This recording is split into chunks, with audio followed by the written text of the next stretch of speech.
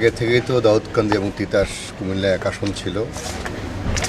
সেখানেও আলহামদুলিল্লাহ আমরা কাজ করেছি। বিশেষ করে আমি তিতাসে ব্যাপক সময় দিয়েছি, ওইখানে ব্যাপক সাড়া পেয়েছি।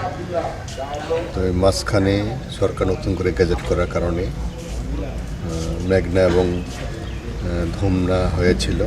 এটা আমাদের প্রাণের দাবি ছিল যেন কুমিল্লা এক আসন দাউদকান্দি এবং তিতাস থাকে, কারণ দাউদকান্দি থেকে মেঘনা 1 ইঞ্চি পরিমাণ স্থল পথ নেই, যার কারণে আমাদের দাঁড়িয়েছিল। তো আলহামদুলিল্লাহ আজকে কোর্ট চূড়ান্ত রায় দিয়েছে, আমরা এতে খুশি। আশা করি জনগণও খুশি হয়েছে এবং আমরা প্রত্যাশা করি।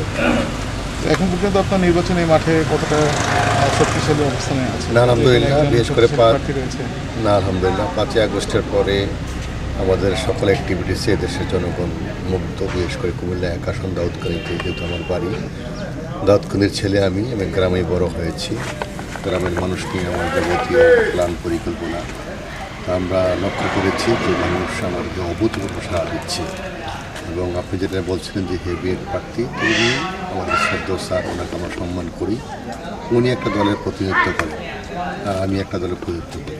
আমরা যে দল করি জামাত ইসলামী, এটা একটা পরীক্ষিত সংগঠন। মানুষ আমাদের সকল কাজেই মুগ্ধ।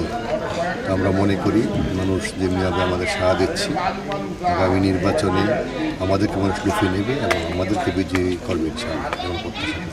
ধন্যবাদ।